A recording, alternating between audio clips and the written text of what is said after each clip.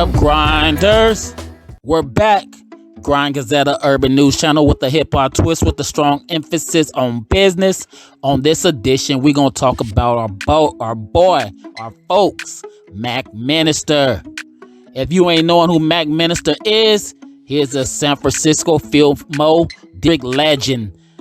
He was arrested for a double murder. The double murder was supposed to be payback for Mac Dre's murder. There was a whole bunch of drama around that. We're going to show you a little detail about that in this video.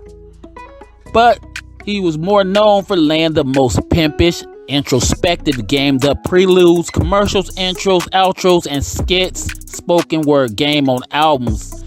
He done it on E40 albums, Snoop Dogg albums, The Game albums, to say a few, Trey D, just a lot of Snoop compilations and stuff.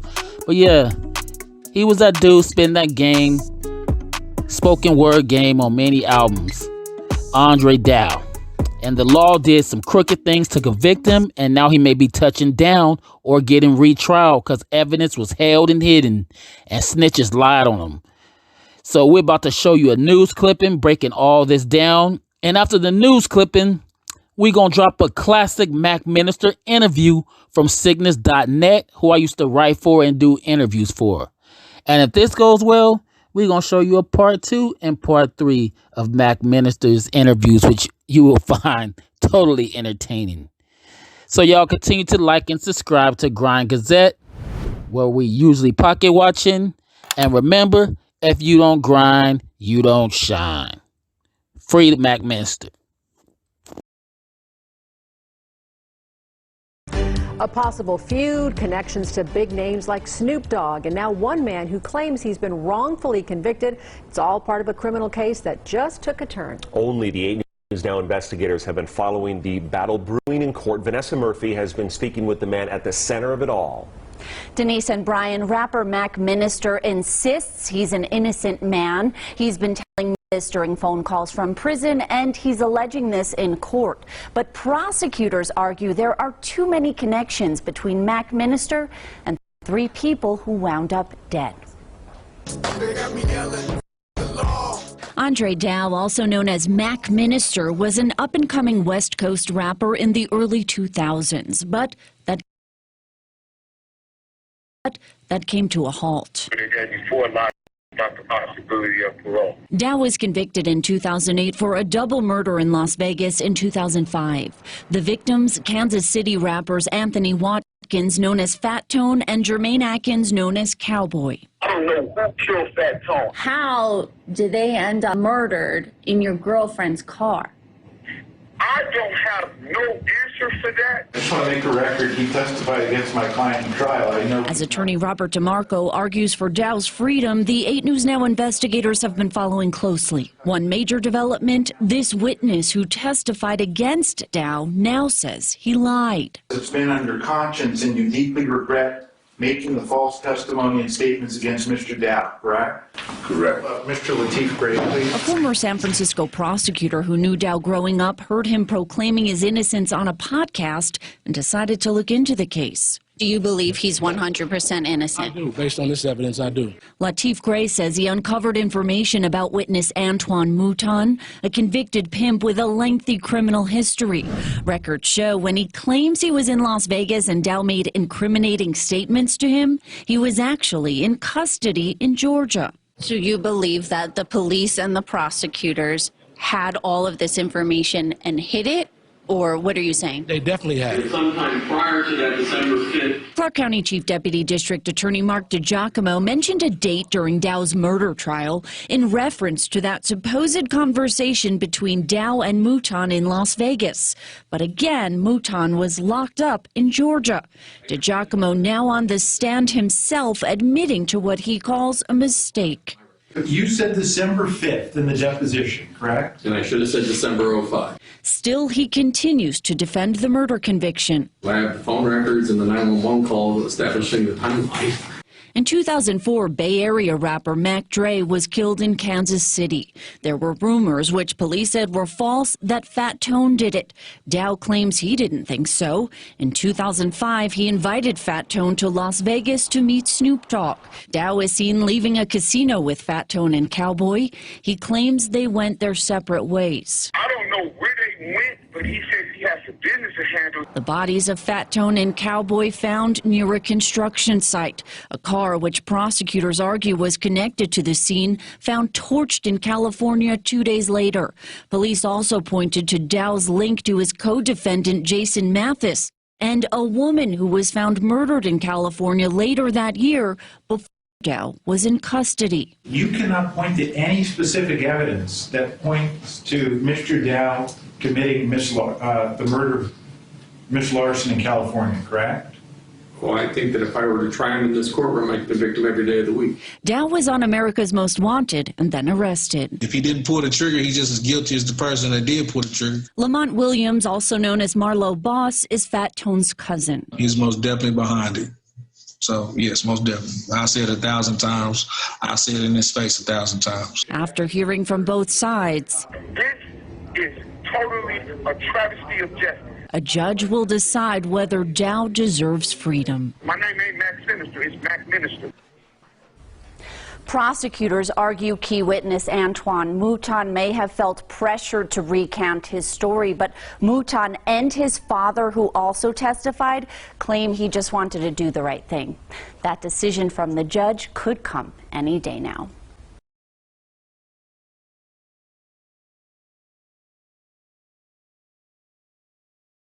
You have a call at no expense to you from Andre Dow.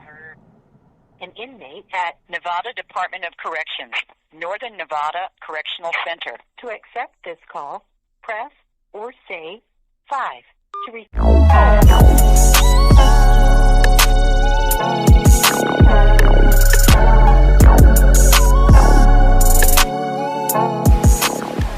What up, though? This your boy DOC, and I got a very special guest on the line. If you'd like to go ahead and introduce yourself and currently where you're located. Yeah, this is the Mac Minister, man. I'm here at the Nevada Department of Corrections, man. And anybody that need my address to correspond with a motherfucker, I'm at.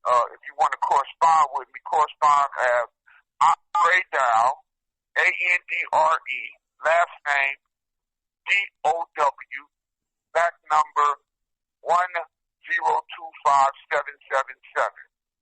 NNCC, P.O. Box 7000, Carson City, Nevada, 89702. Get at me and I'll get back with you. And anybody that want to put some money on the books, I'm at Access Corrections. You go to Access Corrections, put in Nevada, you got my name and my back number, and then that'll get my location. And anybody that's trying to help me with, because I owe this lawyer $20,000, man. And you can get at him, or no, you can get at my nephew. You can call him or text him. You know, I don't want just anybody calling, anybody that's really trying to help. I'm really appreciative to the people that show me the love and all that. But, you know, my nephew working shit, and I don't want his phone just ringing if it's not, contributing to the legal aspect of it. So you can call him and get in touch with me, and he'll call 415-650-8534.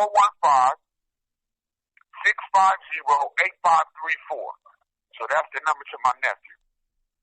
And he gets with me. All right. Say, for instance, we have some people that's tuning in right now to this interview that's not fully 100% aware of why you're locked up. Would you like to give them a little backstory on what's going on before we get into everything else dealing with the paperwork and everything that's going to be on the screen? Yeah, man. I'm currently incarcerated on a bogus ass conviction, man. You know, they framed me, man. They framed me real good too.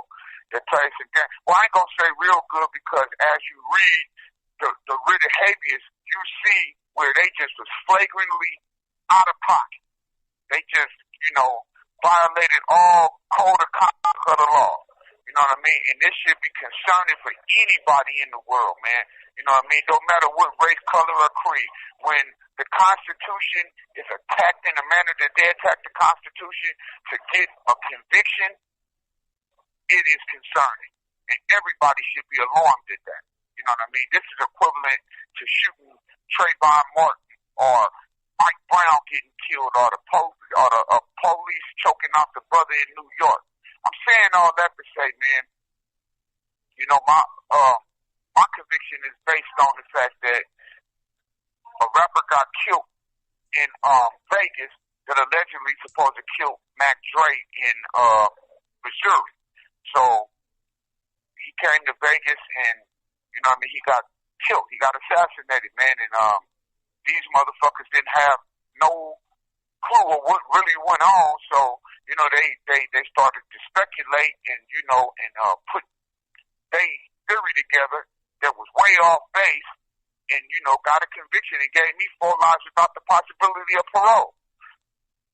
So, you know, at this stage and phase of it, man, I'm just, you know, I'm in fight mode, you know.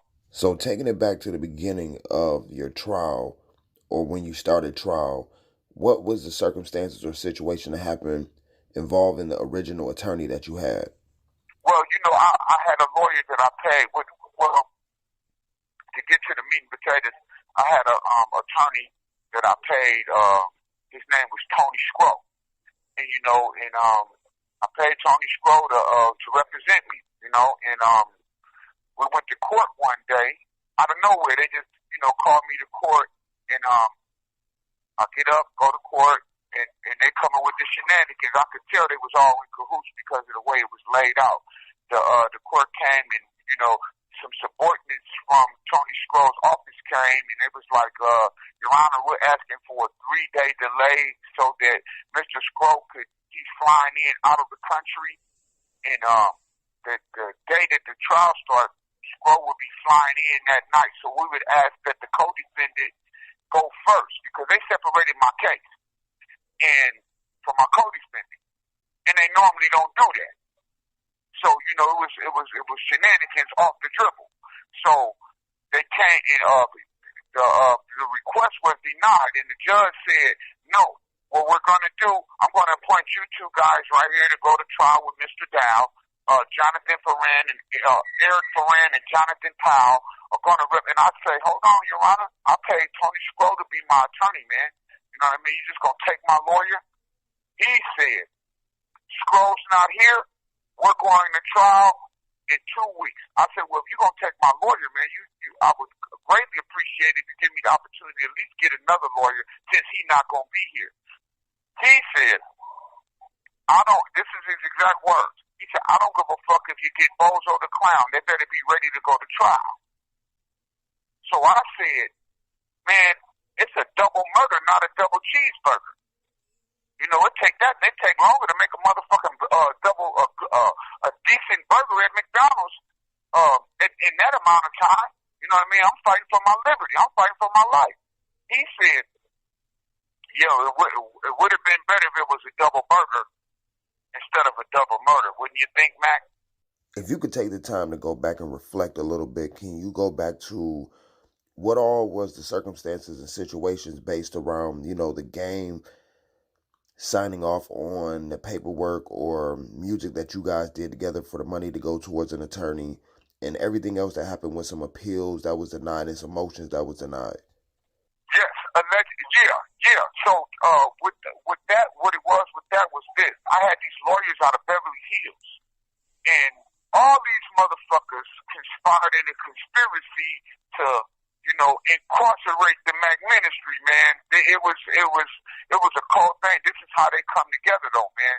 This is how they come together. This is why black people need to come together and start really standing for something instead of just standing on the outside and continuously attacking one another. When these motherfuckers are come together, man, and I'm talking about these Wahoopies, man, they'll come together. Especially these racist motherfuckers, they'll come together, man, and they'll just throw a plan together. And if it sounds good to them and it got to do with money, man, they'll come together and play you. So the lawyers in Beverly Hills, I did a song with the game on the Doctor's Advocate, and the song was the first song on the Advocate is called Looking at You. I'm on the second verse. So Universal put the album out. You know, the album went out, and it was out for about 3 or 4 months. So the lawyers that I had in Beverly Hills, Tom Brackey and Jonathan Fionn, they're intellectual property lawyers. So they sued for copyright infringement. And because the album was already out, Game really didn't have no position. He couldn't say, well, I'm going to give you this. Nah, you already violated copyright infringement. And it could cost you more if you go to trial and try to fight this, because now I can show deliberate indifference where you just flagrantly did this without, with malice and intent to just, monopolize the situation that I was in. So anyway, Game kept it real. He gave me the money, and he acknowledged me as a writer. And the lawyers in Beverly Hills, they manipulated the situation because I'm a published writer from ASCAP, but the album never was published.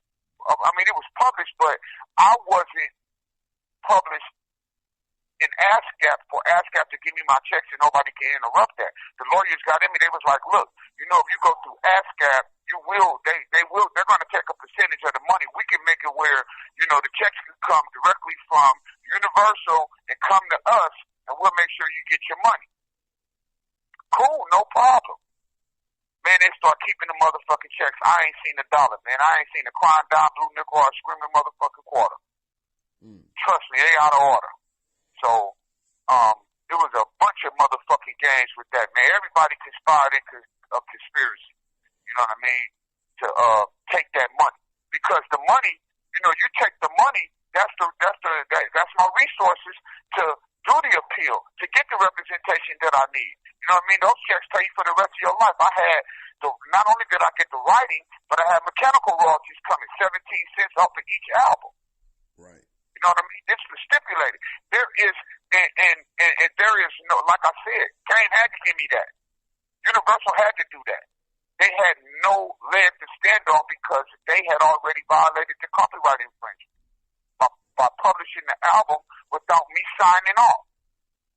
Right, yeah. So, it's a lot of games with that. You get a lot of cats that play that game as far as, put you on the album, but they don't want to put you in the liner notes and acknowledge you as a writer because they know that you get checks in that, which is a high powered coward move. That's some bitch shit. Nigga, I wrote something and you don't want to give me my motherfucking credit. You don't want the world to know that I wrote that the verbal gymnastics is coming from me. And you don't want a motherfucker to recognize that game coming from me? Or put me in the liner notes when you look on the back of the album, you see Mac Minister written by A. Dow. That's a bitch move, my nigga.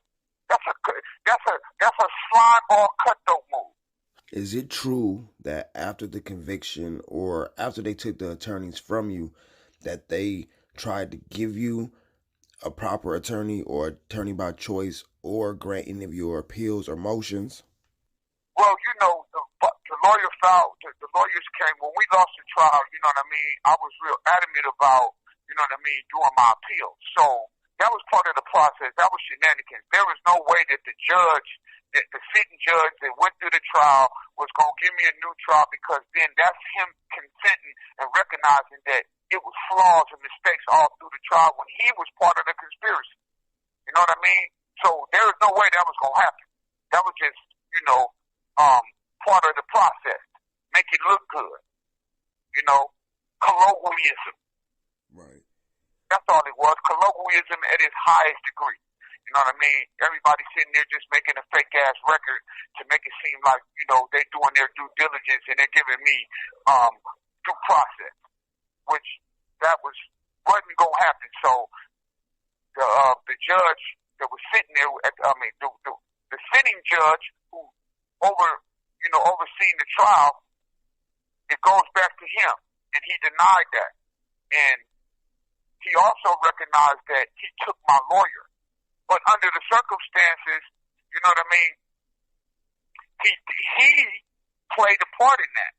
He's a referee. A judge sits up, and a judge is supposed to make sure that it's equitable. Equitable means fair. So that's his position.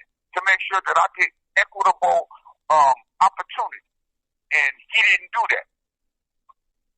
His position was, everybody was, like I said, the lawyers that he appointed me to, the DA, how can a sitting judge sit there and allow them to take my attorney when the Sixth Amendment right to counsel? You have a constitutional right. Exactly. To counsel of your choice, and I paid the lawyer. Even if I didn't pay the lawyer, he can't take the lawyer. You can't take the attorney at the 11th hour. Cannot do it. At that time, was the very next attorney that they gave to you, or quote-unquote attorney, was his name, or was that the Tim Finnegan individual? No, he wasn't assigned to me. This is what happened with Tim. There's a lawyer out of California named Stuart Hanlon. And Stuart Hanlon's a well-known lawyer, you know what I mean? In fact, he participated in the acquittal of Snoop Dogg with Johnny Cochran. He fought the case with Tupac. It was a situation where a little kid got killed in Marin City. That's why if you look on the back of Tupac album, it says Joshua Dreams. That's Tupac, never forgetting what happened to the little boy at the video shoot. And Stuart Hanlon represented him. Stuart Hanlon also represented a Black Panther by the name of Geronimo Pratt, which is Tupac's godfather. And he got Geronimo Pratt overturned after 20 years, and Geronimo Pratt got free. Geronimo Pratt passed away, but he had got a wrongful conviction settlement there as well because of Stuart Hanlon. So Stuart Hanlon's a well-known lawyer, but in the process of me hiring Stuart Hanlon, he was like, it's another attorney that he works with named Tim Finnegan, and Tim handled all of the appeals. Tim is the one that, write it up and, make sure that everything, the I's is dotted, T's crossed, all of the, everything. He does the appeal. Some of the defense attorneys don't do the appeal. They got somebody in the office that do that. They specialize in that. So Tim was supposed to be his specialist. So I'm communicating with Tim, and Tim is telling me that this appeal is being done and that everything is going well. Don't worry about it. He got them. And then I'm a little ignorant to the law, but I got an attorney, so I believe everything that he's telling me.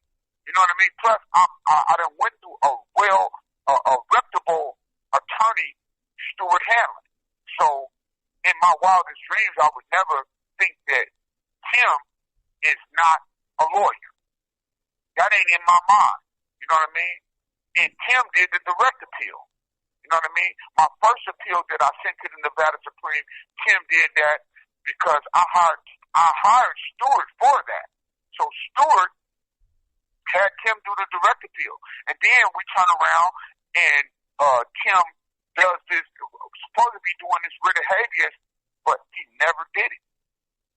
He had me thinking that he was doing it. And so much time was going by, and then I'm learning about the law, and then I'm challenging him. I'm like, hold on, man.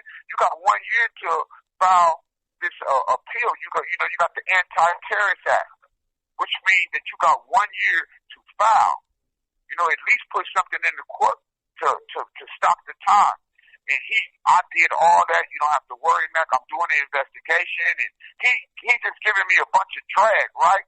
Mm-hmm. So I got tired of him, man. I wrote the state bar. The state bar get at them, and the state bar write me back and say, hey, Tim is not an attorney. He's an investigator. Man, I blew my wig. I couldn't believe this shit. So I was really by myself. I ended up filing a motion to the court, and I filed my writ petition on my own. So that's why when you read it, it says supplement writ. And that means because once I got an attorney, he supplemented. The court gave him permission to supplement, and then he went over it and put all of the things that I didn't have. I mentioned damn near everything. He just put law behind. Follow me? Yeah.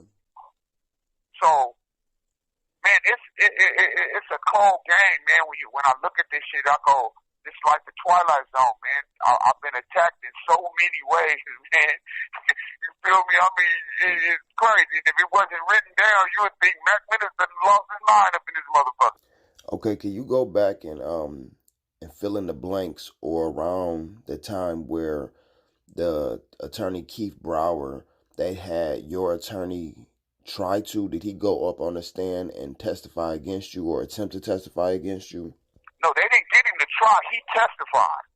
What happened was Keith Brower was my attorney. I had Snoop Dogg had a concert at the House of Blues, and I was at the concert. You know what I mean? About to do what I do as far as get the mic and pop that shit and get the crowd going and whatnot. But to make a long story short, I had 2 ounces of kush on me. So I'm walking past Metro, they grabbed me because they smell the kush. They grabbed me, pulled me to the side, go in my pocket, just illegally searched me. Even though you smelled it, you illegally searched me. Search and seize, took the weed, and bottom line, gave me a ticket. So once he gave me a ticket, it was like, man, you're going to get out OR, but I want to keep this tree. You got a problem with that? I'm like, hell no. Nah. He said, because I'm going to write it up as a misdemeanor. I could write it up as a felony, but at the same time, I can also charge you for transporting because we don't got this type of weed down here. So I'm like, man, you ain't got no fight out of me. This is at the time weed is illegal and all the shit. So he said, I'm gonna give you a citation, but you gonna miss the concert. You gonna get out the next day. Okay. I end up hiring Keith Brower. Keith Brower tell me, look, man, give me $5,000 and you ain't even got to worry about the court, this, that, and the third. I slide him to $5,000. So then the next time he's like, look, you got classes. You give me another $5,000, you ain't got to do no classes. So I'm like, okay, bet. I'll be down there Wednesday. And it's like, he called me like Monday or Tuesday, and he said, look, man, don't come down here. Your name is being thrown around, and I don't want you to come down here. They play a lot of games, so you don't want to come down here until this is over. They got this one guy, and your name being mentioned. So, make a long story short, I paid Keith Brower. There's so many lawyers that done double cross me, my nigga. You know what I mean? Forgive me for throwing certain names in certain spots. Right. All of them bitches is out of pocket. All of them that violated the ethic code of attorney conduct. Believe that. So, Keith Brower, to get to his bitch ass, this motherfucker come to court at an evidentiary hearing. And the judge when he come to the evidentiary hearing, it's called the Petricelli hearing. That's an evidentiary hearing. So he comes to the Petricelli hearing and he had a lawyer. His lawyer tells the judge, look, Your Honor, Keith is not going to testify, and if he got to go to jail, he'll do that because he's not going to violate attorney-client privileges. He gets on the stand, not only can he be sued, but he can be disbarred. So the judge goes, well, he doesn't have to worry about being in trouble, you know what I mean? He doesn't have to worry about, his words was, he don't have to worry about going to jail, but if he don't testify, you can believe he's going to be in trouble. So I'm like, damn, he threatening me? Anyway, the man get up there, and when he get up there, now, this coward testified that he called a number to this female. He called her number and asked to speak to me. And she gave me the phone, and 2 hours later, she was dead. This was this bitch testimony. And that phone call was supposed to be to a lady by the name of, I think, Lee Lawson or something like that? Lee Lawson, yeah. Now, mind you, I'm in California. She was a prostitute. She ended up getting killed out there in the game. Mac Minister got a motherfucking thing to do with this. But this is how they do, and they've been doing this shit for years, man. Somebody white died, man, they gonna blame a nigga going to jail for it. Somebody. And anybody that look like we could put it on, that's what we gonna do. I was never charged. California ran the DNA because whoever she got into it with, she scratched them or whatever. She had something under her nails. I don't know the exact details to it. All I know, these motherfuckers ran the DNA on me. It wasn't my DNA. California never had nothing to say to me about it. But they took that as an opportunity to bolster their case down here, which was garbage. So the judge gave them permission to mention a third homicide. So basically, to be honest, I'm not really here because they knew that the Fat Tone and the Cowboy, Mac ain't did none of that, but we're going to convict him on this indirectly because this is a white woman, and this motherfucker said that. He made it abundantly clear on the record to say that because any judges that's reading this shit, he said he killed a white woman. Why you gotta say it's a white woman? Bitch, I ain't killed nobody. I ain't struck a match in a blackout. I ain't throw rice at a Chinese wedding. Nigga, I ain't echoing a vacant house. I ain't throw a rock in an abandoned building. Don't get to talking about what I done some shit when there's no evidence to support these trumped up ass charges and a false allegation. You know, it's a cold DA down here, man. This motherfucker is full of impropriety. And he go by the name of Mark DeGiacomo. He'll do anything to get a fucking conviction. And then they coming at me with a deal. How the fuck you gonna kidnap me, put me in custody, and then started to negotiate my freedom? You got me fucked up. I'm gonna fight for what's right. They coming at me talking about a 1 to 10. Bitch, I'm taking a 1 to 10 seconds. We going 12 to the box.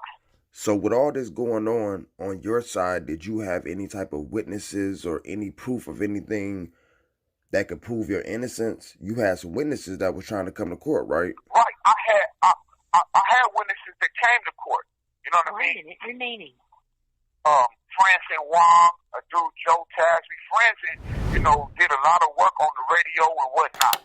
They came to court, but the judge stopped the rest of my witnesses to come. He talking about, the trial, we're going to end the trial. Hold on, man. I got people out of state coming. I got a bunch of people that's coming. And, you know what I mean, after my witnesses testify, I'm going to get on the stand like it's supposed to go. This motherfucker saying to me in front of the jury, Mr. Dow, you're going to testify? Absolutely. When all my witnesses testify, my witnesses can't testify. Trial's ending today. Either you're gonna or you're not.